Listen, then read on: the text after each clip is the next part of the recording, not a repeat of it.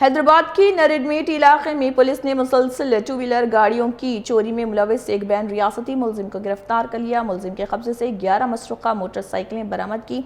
Police के मुताबिक मुलजिम ने शहर के मुख्तलिफ इलाकों से मजमूई तौर पर 14 बाइक्स चोरी करने का एतराफ़ किया, जिनमें से 11 बरामद कर ली गई हैं, जबकि बाकी की तलाश जारी है। चोरी शुदा गाड़ियाँ खरीदने वाले एक रिसीवर को भी गिरफ्तार किया गया। मलकाजगिरी डीसीपी श्रीधर ने कहा है कि सीसीटीवी फुटेज की मदद से केस हल हुआ और आवाम से अपील की कि घरों और कारोबारी मराकज़ पर सीसीटीवी कैमरे और गाड़ियों में जीपीएस ट्रैकर ज़रूर नस्ब करें। 4 days బ్యాక్ నేరేడ్మెట్ కేసు పరిధిలో బృందావన్ కాలనీలో జరిగినటువంటి బైక్ అఫెన్స్లు 4 బైక్లు దొంగతనం కావడం జరిగింది.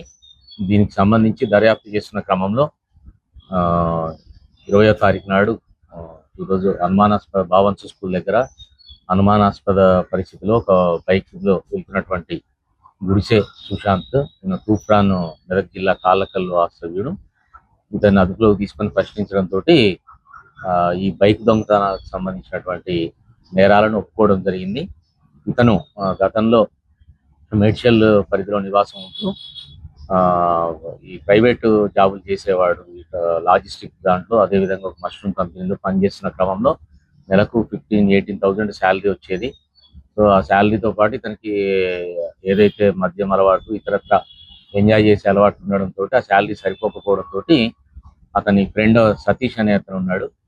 అతనితో కూడా కలిపి డిస్కస్ చేసి ఈ 2 వీలర్ దొంగతనాలు అయితే ఈజీగా ఉంటాయి, రాత్రి కూడా బయట ఉంటాయి, మనకు ఈజీగా లాక్ ఓపెన్ అవుతుంది, బైక్ దొంగతనాలు చేసి అమ్ముకున్నట్లయితే డబ్బులు ఈజీగా సంపాదించవచ్చు అనేటటువంటి ఆలోచనతోటి గత సంవత్సరంన్నరగా ఈ బైక్ దొంగతనాలు చేస్తున్నారు 2025 ఏప్రిల్ నుంచి. దీనిలో భాగంగా మొత్తం 14 బైక్ దొంగతనాలకు సంబంధించి వాళ్ళు నేరాన్ని అంగీకరించడం జరిగింది. ఈ విధంగా దొంగతనం చేసిన అల్వాల్ పరిధిలో 5, నేరేడ్మెట్ పరిధిలో 4,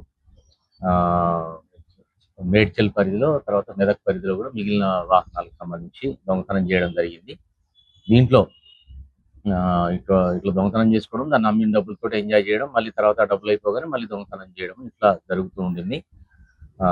దీంట్లో ఈ రిసీవర్ ఎవరైతే ఉంటాడో ఈ దొంగిలించిన వాహనాలను అమ్మడంలో ప్రవీణ్ అనే వ్యక్తి సహకరిస్తాడు.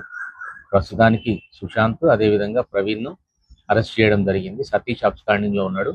అతని గురించి ప్రయత్నాలు చేస్తున్నాము. త్వరలోనే అతన్ని కూడా పట్టుకొని రిమాండ్ చేయడం జరుగుతుంది. ఈ సందర్భంగా ముఖ్యంగా ప్రజలకు, ఎందుకంటే ఈ రోజు ఉన్నటువంటి సొసైటీలో విపరీతమైన సంఖ్యలో 2 వీలర్స్ ఉన్నాయి. దాంట్లో హైదరాబాద్ లాంటి ఏరియాల్లో చాలా మంది ఇక్కడనే వచ్చి నివాసం